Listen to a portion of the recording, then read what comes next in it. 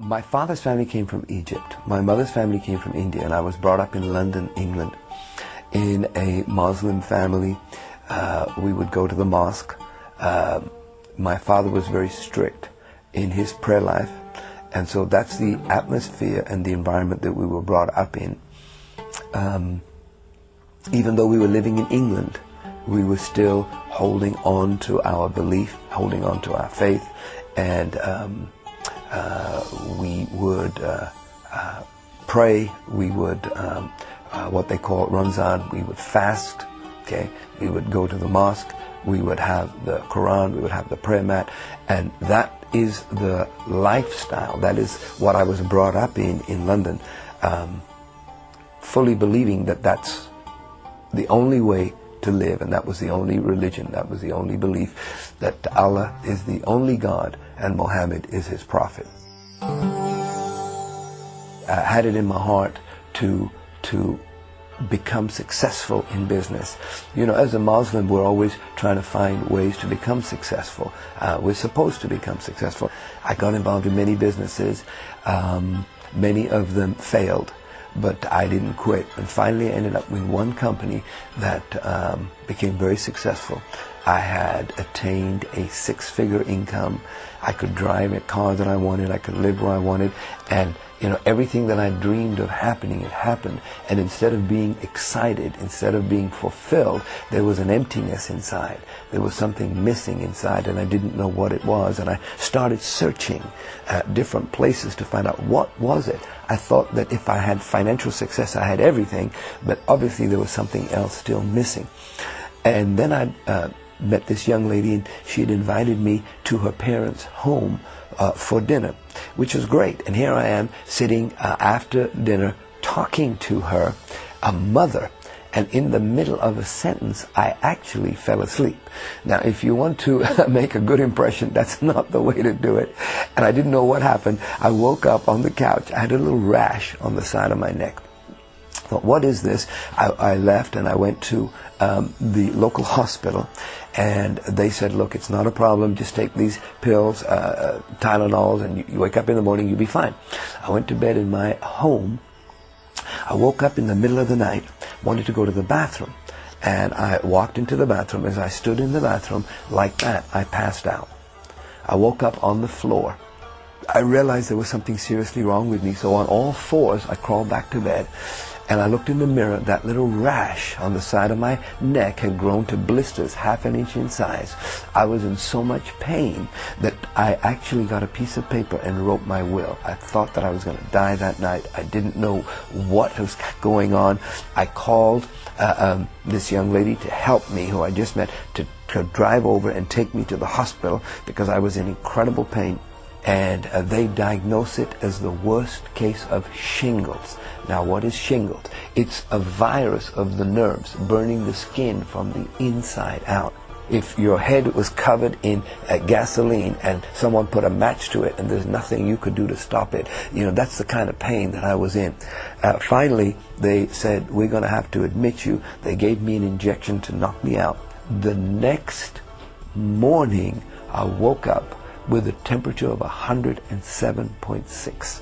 Now 104 is critical, 108 is death. I was 0.4 away from death in this hospital, and when that occurs, it's called hypothermia. Oxygen doesn't get to the brain, and the brain cooks itself. So here I am with a temperature of 107.6. Brain is cooking itself. The body is burning up. It feels like gasoline on the side of my head, burning up. There's nothing I can do to stop it. And the next day I wake up, I have chickenpox. Shingles, blisters, temperature 107.6, brain damage, and then chickenpox at the same time. I mean, my body was starting to shut down. This young lady that I had met who brought me to the hospital sat there by the bedside. She was the only one that sat there. No one else would come in without gloves and masks. And every day my condition was getting worse. Every day they were taking blood samples and my body was not fighting back. I remember one day, two doctors came in, and as they examined me, one doctor said to the other, there's nothing we can do. He's going to die. The very people that I had my trust in, my hope in, had now given up on me. and left me to die?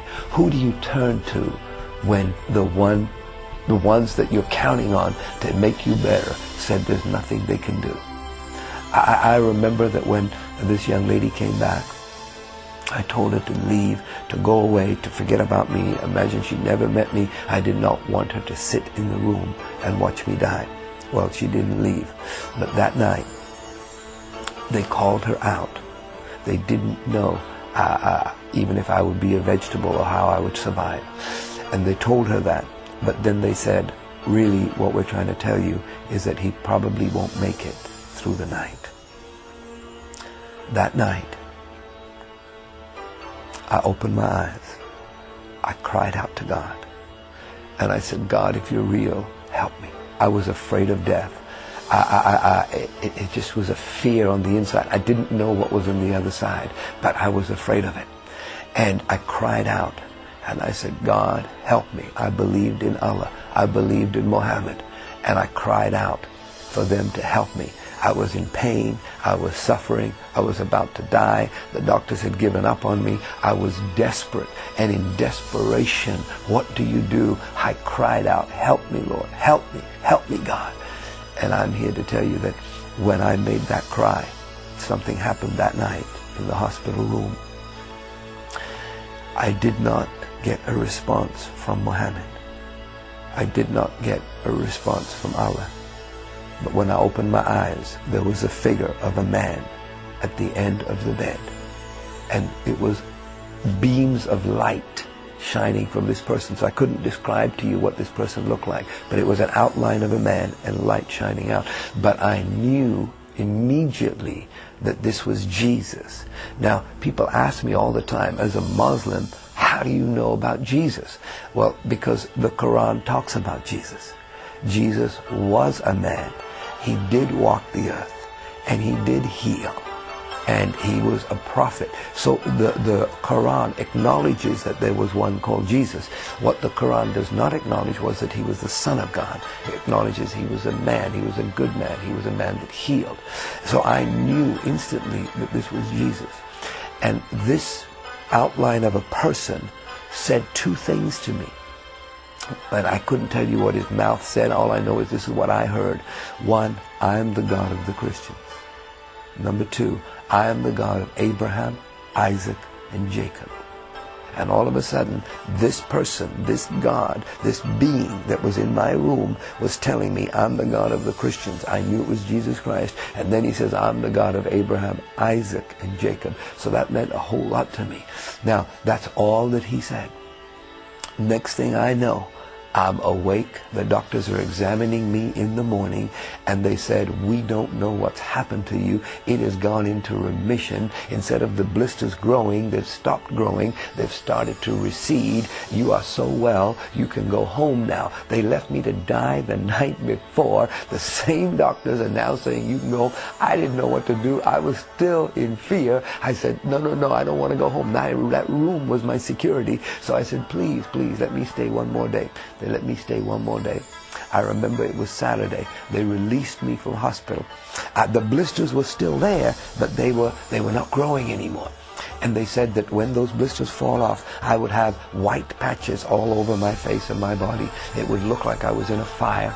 They sent me home with a Caretril lotion, sleeping pills, knockout drops, all kinds of medication because it was still very itchy there. But it said it wasn't growing anymore. But I had one burning question in my heart. This Jesus that would come for a dying Muslim, is he really the Son of God the way those Christians claim? Or is he just a prophet or a good man the way I was taught all of my life? The next morning, I woke up at 6 o'clock in the morning. Why did I wake up at 6? I have no idea. But I got out of bed. I walked over to the television in the living room, and I turned on the television. And on the screen were these words, is Jesus the Son of God? Coincidence? I don't think so. That was the burning question in my heart. And there were two men talking. They answered this one question, is Jesus the Son of God? And every question in my heart got answered. And the healing that had occurred in the hospital was an incredible miracle, but a greater miracle was about to happen. Alone in my living room, on my knees, in tears, they led me in a simple prayer to ask Jesus to come into my heart, to come into my life. I gave my life to Jesus. The next day I went out to buy a Bible because I wanted to know, who is this Jesus? I really didn't know him. I read Matthew, Mark, Luke, and John, and I read some things about this Jesus Christ, that he was a good man, that he did good things, that he healed people, he took care of people. And I thought, whoa, this is wonderful what I'm learning about him. I never realized that this was a God of love. I never realized how much he loves people. Not just Christians, but I mean Muslims and Hindus and Buddhists and everybody. I never realized that he went and died on the cross.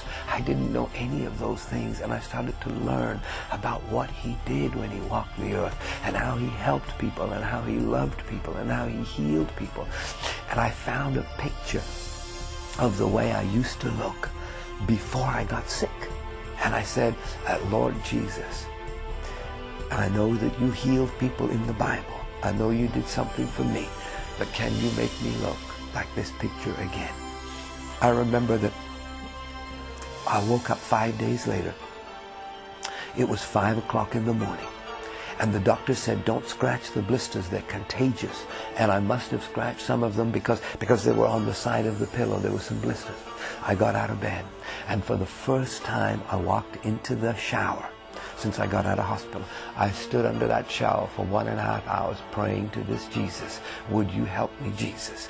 And in that shower, I'm here to tell you, every single blister, one time, fell from my head, from my face, from my ear, from my neck, from my chest, from my shoulder, from my back, fell totally. The skin was red like raw meat. And for the first time, I started to shave. And I said, Lord Jesus, can you make me look normal again? Well, as you can see from my face, there are no white blotches. My skin has been totally, completely healed. My eyesight is 20/20. My hearing is normal. My speech is okay, and there is no brain damage. The doctor said, you will always have this virus called shingles in your body. You'll have the slightest bit of stress, and it will erupt in blisters again. Well, I'm here to tell you that I've had a whole lot more stress since then. Never have they come back. I have been totally, completely healed.